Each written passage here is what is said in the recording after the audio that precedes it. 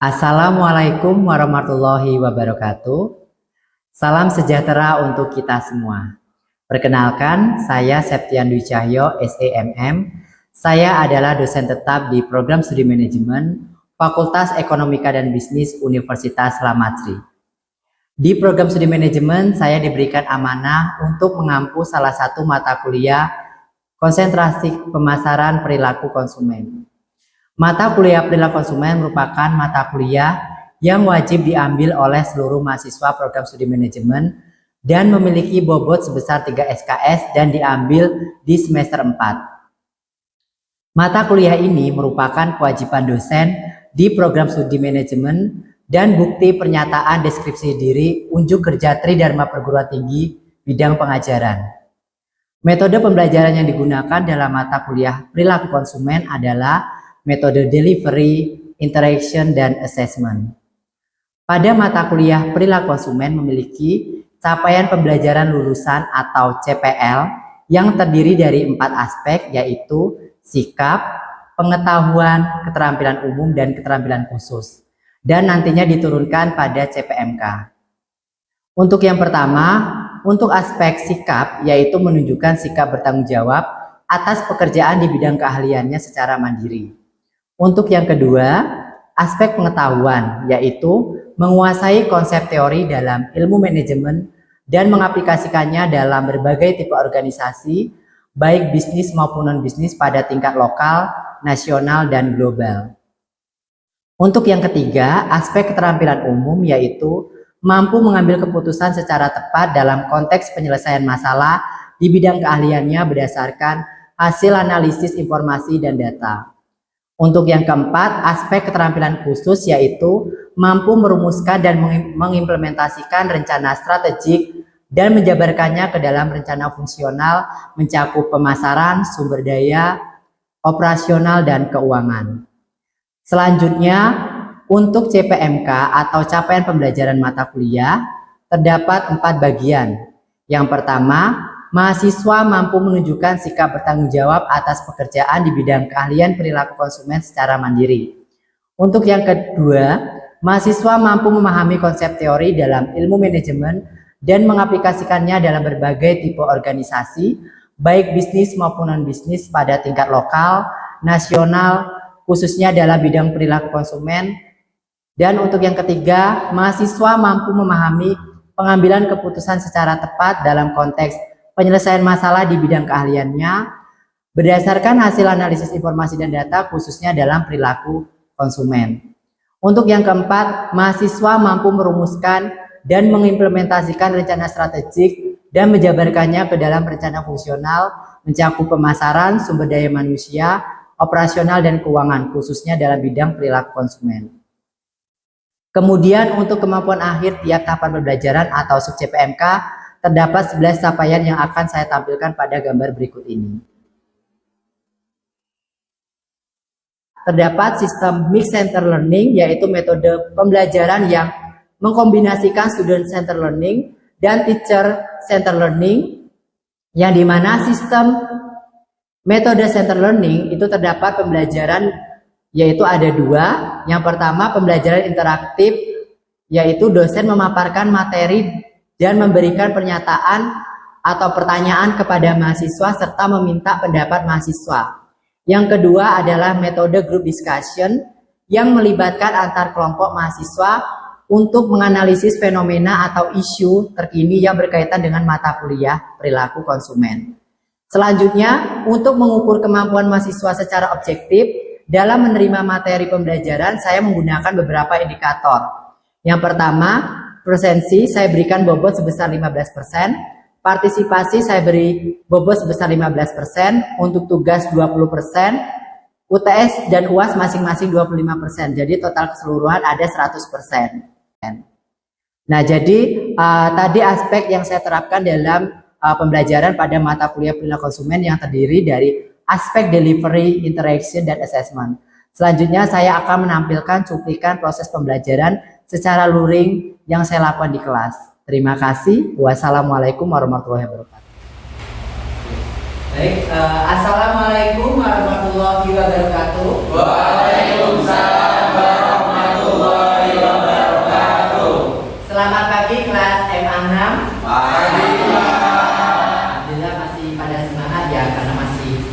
juga kan, jadi semangatnya sangat masih pagi banget gitu.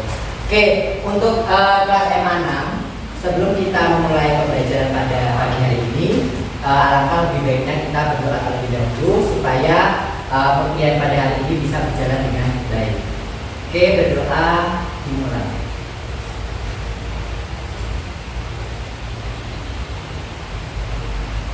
Selesai. Oke, untuk kelas MA 6, di pertemuan hari ini kan kita membahas terkait dengan bab kepribadian atau personality. Nah, sebelum saya memasuki materi pada pagi hari ini, saya ingin melakukan evaluasi terlebih dahulu terkait dengan materi yang sudah kita sampaikan di pertemuan sebelumnya. Nah, di bab sebelumnya ada yang masih ingat kita membahas materi tentang apa? Evaluasi materi sebelumnya mengenai bab motivasi dan kebutuhan. Motivasi memiliki 2 poin. Yang pertama ada membahas tentang motivasi. Motivasi adalah seseorang yang menjalankan suatu hal karena adanya dorongan untuk mencapai sebuah tujuan. Kemudian poin yang kedua, motivasi dipengaruhi oleh 2 faktor, yaitu motivasi intrinsik dan motivasi ekstrinsik. Oke. Nah, tadi sudah disampaikan sama Mas Saiful ya, di pertemuan sebelumnya kita membahas terkait dengan bab motivasi dan kebutuhan. Tadi disampaikan juga oleh Mas Saiful, motivasi lebih ke dorongan dari yang bisa berasal dari diri sendiri atau yang disebut dengan intrinsik ya, atau bisa juga dipengaruhi oleh faktor eksternal atau ekstrinsik. Itu biasanya dipengaruhi oleh lingkungan eksternal seperti orang tua, dosen, teman. Nah, itu yang dimaksud dengan motivasi. Terkadang kan kita itu ini kan kaitannya dengan mata kuliah perilaku konsumen ya. Jadi ketika teman-teman itu biasanya ingin membeli sebuah produk, biasanya kan ketika ingin membeli sebuah produk itu ada dorongan dari dalam diri atau pengaruh dari orang lain. Ya misalkan contoh kalau dalam hidup, aku tuh ingin banget sih beli produk ini, bagus apa enggak ya. Nah, terkadang kita sudah ada dorongan dari diri sendiri, tapi kita juga butuh masukan dari orang lain. Nah, makanya kita kadang-kadang minta pendapat dari teman. Mungkin teman itu sudah ada pengalaman terkait dengan produk yang akan kita beli. Nah, itu yang namanya motivasi. Nah, terus ada kebutuhan. Coba Mbak Uli. Kalau kebutuhan itu adalah dorongan yang muncul baik dari dalam maupun dari luar untuk melakukan suatu perbuatan dalam rangka menciptakan kepuasan baik fisik maupun mental. Oke, itu tadi yang disampaikan oleh Mbak Uli ya terkait dengan kebutuhan.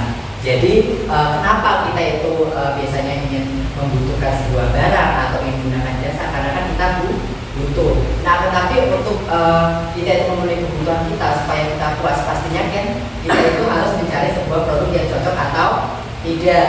Nah, ketika kita mencari produk yang cocok, apa yang biasanya kita lakukan? Ya, kita cari informasi terkait dengan produk tersebut. Terus kita cari produk tersebut, misalkan di Shopee nih, ternyata saya ingin mencari produk misalkan sepatu. Saya yakin dari teman-teman ketika ingin mencari produk sepatu di Shopee pasti cari yang apa? Yang bagus, reviewnya juga positif, terus ratingnya juga biasanya di atas 4,8. Itu kan biasanya menjadi kita yakin ya. Nah, ketika kita sudah yakin, akhirnya kan kita melakukan keputusan pembelian. Kita memutuskan pembelian produk tersebut. Oh, ternyata pas datang produknya cocok, berarti kita mendapatkan kepuasan. Oke, jadi untuk materi di pertemuan sebelumnya terkait dengan bab motivasi dan kebutuhan, paham ya? Paham ya, berarti saya harap untuk kelas 6 nanti ketika ujian tengah semester benar-benar lancar. Oke, selanjutnya kita akan membahas materi pada pertemuan hari ini, yaitu tentang kepribadian atau personality. Nah, pastinya kan di sini nggak mungkin kan kita hidup di lingkungan yang serba berubah ini, kita nggak ada kepribadian. Nah, di sini sebelum saya menyampaikan ke inti atau terkait dengan pokok dari pembahasan materi pada hari ini, saya ingin menyampaikan terlebih dahulu terkait dengan tujuan pembelajaran. Untuk yang pertama di sini saya harap ketika mahasiswa sudah mengikuti kuliah pada hari ini, teman-teman paham terkait dengan konsep kepribadian konsumen, lalu karakteristik kepribadian, lalu ada beberapa teori kepribadian, terus paham terkait dengan kepribadian merek dan faktor kepribadian kognitif. Nah, di sini ada definisi terkait dengan kepribadian atau personality. Kepribadian di sini diartikan sebagai karakteristik psikologis yang menentukan dan mencerminkan bagaimana seseorang merespon lingkungannya. Jadi kita itu bisa mengetahui kepribadian seseorang itu dari cara mereka merespon sebuah lingkungan atau mengekspresikannya. Contohnya, misalkan Mas Atta. Mas Atta di sini tipikal orang yang memiliki kepribadian yang dia itu suka teliti atau berhati-hati ketika memilih produk. Nah, biasanya kan kalau tipikal orang yang hati-hati terus teliti ketika membeli produk kan dia pasti membaca informasinya terlebih dahulu. Apakah produk ini bahan-bahannya aman digunakan, terus apakah sudah bersertifikasi. Nah, itu secara langsung Mas Atta itu tipikal orang dengan kepribadian yang teliti. Nah, terus kadang juga ada orang dengan kepribadian yang dia itu pengen apa-apa serba instan. Misalkan contoh Mas Yoga. Mas Yoga di sini itu dia itu tidak memikirkan apakah produk tersebut benar-benar memiliki manfaat yang bagus atau tidak. Yang penting dia bisa mendapatkan produk tersebut secara cepat kayak gitu. Kadang kan ada yang ini kok laptopnya tiba-tiba ada diskon ya, ada promo besar-besaran. Udah aku langsung check out. Kalau aku nggak beli itu kayak aku merasa kayak nggak tenang. Kadang kan ada yang seperti itu ya, tanpa memikirkan apakah laptop yang digunakan itu speknya atau manfaatnya itu benar-benar baik atau tidak. Nah, jadi kan secara langsung Mas Atta sama Yoga tipikal orang yang kepribadian yang berbeda. Jadi setiap individu itu memiliki kepribadian yang berbeda. Nah, di sini untuk karakteristik psikologis itu ada 4. Yang pertama adalah koleris atau ditandai dengan penekanan kata-kata kuat. Jadi kepribadian koleris ini biasanya condong ke seseorang yang memiliki kepribadian yang dia itu ambisi, terus tegas, dan tipikal orang yang dia itu cepat dalam mengambil keputusan dan tahu terkait dengan produk yang akan dibeli itu benar-benar bermanfaat. Itu yang dinamakan koleris. Nah, akan tetapi kelemahannya biasanya orang dengan kepribadian koleris itu condong dia itu tipikal yang tidak mau mendengarkan masukan dari orang lain. Karena kan dia sudah ambisi, tegas terhadap karakternya dia. Kadang itu dia tidak mau mendengarkan masukan dari orang lain karena merasa keputusannya itu sudah benar-benar baik, kayak sudah maksimal, sudah tepat. Makanya dia tidak mau mendengarkan masukan dari orang lain. Itu yang namanya kepribadian koleris. Terus di sini ada kepribadian melankolis atau sempurna. Nah, ini biasanya condong ke seseorang yang memiliki kepribadian yang perfeksionis. Contohnya Mas Ali Maskur. Mas Ali Maskur itu dia memiliki kepribadian yang sangat perfeksionis. Perfeksionis misalkan contoh dalam pembelian sebuah produk. Nah, orang dengan kepribadian perfeksionis biasanya kan apa-apa itu dia teliti, terus cermat, terus ketika membeli sebuah barang itu dia nggak langsung asal-asalan, benar-benar dilihat apakah nanti barang yang dibeli itu sesuai atau tidak. Karena kan dia perfeksionis. Dia kan, kalau perfeksionis kan biasanya condong orang yang selalu benar-benar memperhatikan secara detail terkait dengan apa yang dia suka atau penampilan yang ada di dalam dirinya. Nah, itu yang namanya melankolis. Tapi kekurangannya atau kelemahan dari kepribadian ini biasanya condong lebih ke dalam pengambilan keputusan itu condong lama. Kenapa? Karena kan dia perfeksionis, apa-apa teliti, terus harus detail. Akhirnya kan, aduh saya beli sepatu nih, terus saya teliti satu persatu, sepatunya ini bahannya bagus nggak ya, terus reviewnya rata-rata positif nggak ya. Jadi dia kan kita terlalu lama mempertimbangkan, akhirnya kan kita lama dalam mengambil keputusan. Oh ternyata kita sudah misalkan sudah banyak menentukan secara detail nih. Oh ternyata tiba-tiba ada 3 atau 4 komentar yang komentarnya negatif. Akhirnya kan kita jadi kepikiran lagi. Jadinya, beli apa enggak ya? Saya baca reviewnya ratingnya bagus, reviewnya mayoritas juga bagus. Tapi kok ada 4 orang yang review kok benar-benar jelek kayak gitu. Kan akhirnya kita jadi terpikirkan kan. Nah jadi kelemahannya itu selain dia pengambilan keputusannya lama, dia juga kadang overthinking. Kayak gitu. Karena kan kalau orang yang memperhatikan penampilan yang harus benar-benar perfect, biasanya sampai overthinking itu saya tuh kelihatan bagus gak ya nanti dilihat orang lain, penampilan saya rapi gak ya, rambut saya rapi gak ya. Akhirnya kan jadi overthinking. Itu yang namanya melankolis. Dari 2 kepribadian ini paham? Ya. Selanjutnya ada kepribadian sanguinis atau populer. Nah, misalkan kepribadian sanguinis itu biasanya condong ke kepribadian yang orangnya itu aktif, terus mudah bergaul, terus intinya itu dia tipikal yang humble kayak gitu. Nah, biasanya dalam pengambilan keputusan seperti pembelian produk, orang dengan tipikal kepribadian sanguinis itu biasanya condong lebih ke orang yang mudah terpengaruh. Karena kan dia aktif kan, jadi apapun yang diberikan pendapat dari temannya itu dia ikuti. Apalagi kalau produknya itu kayak ada semacam diskon atau produk besar-besaran, dia itu kadang mudah terpengaruh. Nah, biasanya orang dengan kepribadian sanguinis ini condong lebih ke orang dengan kepribadian yang impulsif buying. Jadi impulsif buying itu seperti dia itu melakukan pembelian secara tidak direncanakan dan biasanya condong ke boros atau berbelanja secara berlebihan. Lanjut di sini ada kepribadian pragmatis. Di sini aja ada penekanannya damai. Nah, kepribadian pragmatis itu biasanya condong ke seseorang dengan kepribadian yang dia itu lebih ke damai, mencari aman, terus menghindari konflik. Dengan tujuan kalau menghindari konflik itu ketika ada temannya yang misalkan ngajak pergi nongkrong, padahal di satu sisi dia itu ada tugas deadline dari dosen yang segera dikerjakan. Nah, karena dia tipikal yang gak enakan dan dia takut nanti jadi omongan saat di tongkrongan, dia akhirnya menerima tawaran tersebut. Karena apa? Dia kan pengen cari aman, pengen damai. Daripada saya punya musuh, udah saya terima aja ajakan dari teman saya. Padahal dia ada prioritas tugas yang harus diselesaikan. Di sini ada yang punya kepribadian pragmatis. Pasti saya lihat di antara beberapa mahasiswa pasti ada ya tipikal yang orangnya itu gak enakan gitu. Mas Yoga ya.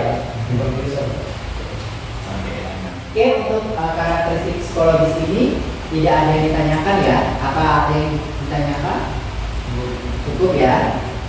Oke, selanjutnya di sini ada karakteristik kepribadian. Yang pertama adalah perbedaan individu. Nah, perbedaan individu di sini lebih condong ke seseorang yang biasanya itu lebih memiliki kepribadian yang sama, akan tetapi cara mengekspresikannya itu berbeda. Misalkan contoh di sini, Mbak Rizka sama Mbak Uli itu sama-sama memiliki kepribadian yang sama-sama ekstrovert, tapi cara mengekspresikannya berbeda. Kalau orang di sini jadi ada karakteristik kepribadian atau yang pertama adalah perbedaan individu. Nah, perbedaan individu di sini diartikan sebagai seseorang yang dia itu memiliki kepribadian atau karakteristik yang sama, akan tetapi cara mengekspresikannya itu berbeda. Misalkan contoh Mbak Uli sama Mbak Rizka, dia itu sama-sama memiliki kepribadian yang extrovert. Tahu nggak extrovert itu apa? Extrovert lebih condong ke mudah bergaul, biasanya orang yang paling aktif dalam sebuah forum untuk berdiskusi, intinya condong banyak berkomunikasi ya atau banyak bicara.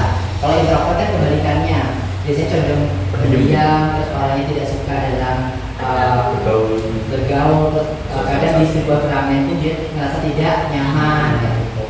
Nah, jadi karena Mbak Uli sama Mbak Rizka itu tipikal kepribadiannya sama, tapi cara mengekspresikannya berbeda.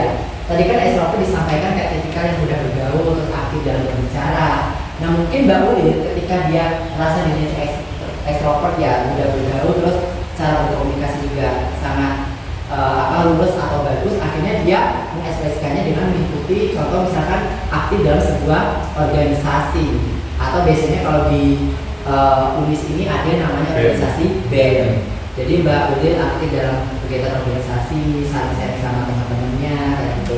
Dan Mbak Rizka dia mengekspresikannya misalkan lebih ke dia kan tipikal orang yang suka bergaul. Ya udah dia mengekspresikannya ketika ada tugas atau misalkan sedang lagi pengen kumpul, dia lebih suka nongkrong atau kumpul bersama teman-teman. Nah, jadi kepribadiannya sama tapi cara mengekspresikannya berbeda. Nah, terus di sini ada kepribadian konsisten dan bertahan lama. Jadi biasanya kepribadian seseorang itu terbentuk karena sudah sejak lahir, atau biasanya kalau dalam istilah Jawa itu gawan bayi. Misalkan Mbak Ulil Mbak Ulil itu apa namanya, dia orang tuanya itu kan kepribadiannya itu misalkan ibunya itu sabar, terus apa namanya, orang yang santun, tenang. Di sini tuh kadang menurut anaknya juga kayak Mbak Ulil, dia kan saya melihat ketika dia itu apa namanya berkumpul sama teman-temannya, kadang diskusi, saya melihat tuh Mbak Ulil itu juga orang yang dia itu emang sabar banget ketika dibercandain sama teman-temannya.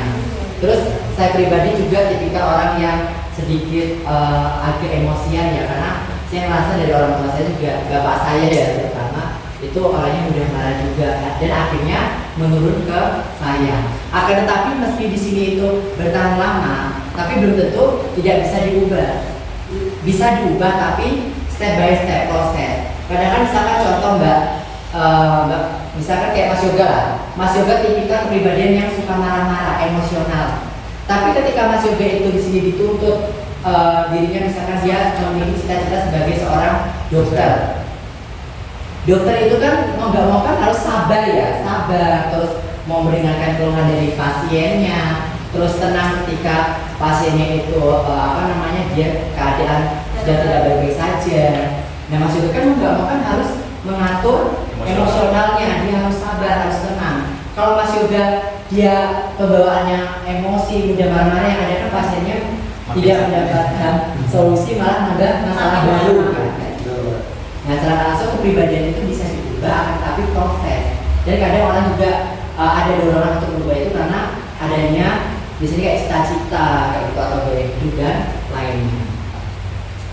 Nah terus di sini, nah tadi seperti saya sampaikan, kepribadian itu bisa berubah karena adanya cita-cita. Tadi seperti kayak Mas Yoga ya, yang dia awalnya pemarah tapi harus berubah kepribadiannya jadi orang yang sabar, tenang, karena tuntutan pekerjaan. Terus gaya hidup, misalkan di sini Mbak Astri itu misalkan contoh dia itu gaya hidupnya boros ya, dia itu suka berbelanja berlebihan, ketika ada diskon dia apa-apa beli. Tapi di satu sisi Mbak Astri ketika apa namanya, dia sudah menikah, yang dimana dia ada tuntutan untuk menafkahi keluarganya juga, maksudnya untuk anaknya, terus membantu keuangan suami, mau nggak mau kan dia harus berhemat. Jadi yang awalnya dia itu boros, akhirnya dia berhemat. Terus pendapatan kadang juga bisa merubah kepribadian seseorang. Bisa saja saya yang awalnya itu santun, sabar, ramah, tapi ketika saya mendapatkan uang yang banyak, saya bisa sombong kan, pamer,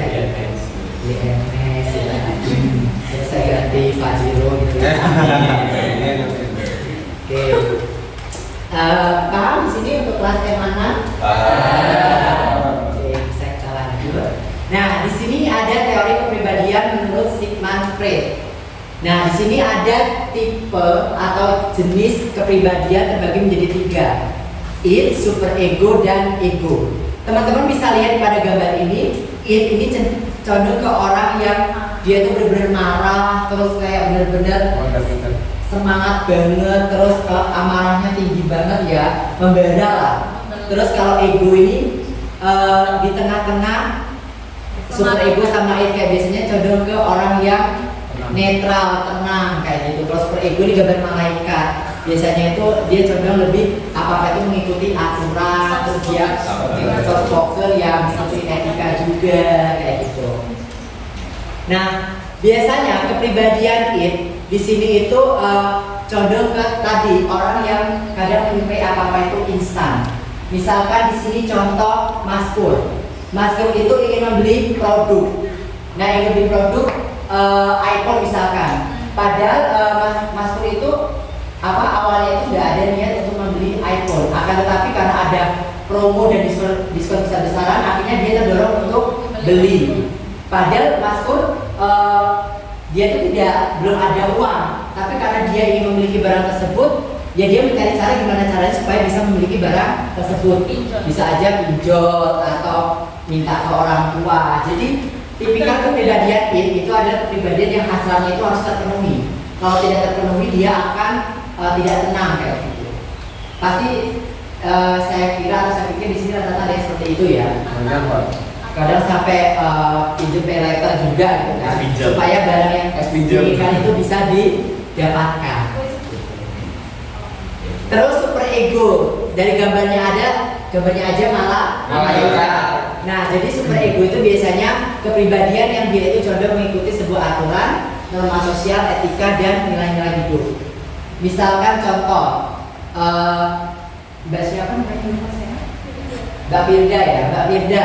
Mbak Firda itu misalkan di sini ingin membeli produk skincare. Nah, kita kan tahu ya sekarang itu kan produk skincare itu kan ada yang produk yang abal-abalan ya. Nah, kayak misalkan dia tidak ada bipomnya, terus menggunakan bahan-bahan merkuri, terus ada overclaim ya yang berita yang lagi viral itu ya yang dievaluasi sama dokter. Nah, karena Mbak Firda itu tipikal pribadi super ego, jadi dia itu mengikuti aturan. Dia ketika ingin membeli produk skincare, dia mencari dulu apakah produk yang dibeli itu benar-benar aman atau tidak ketika digunakan. Dia cari yang berbipom, terus ada sertifikat halalnya, terus kandungannya itu benar-benar aman ketika digunakan dan tidak overclaim. Seperti itu.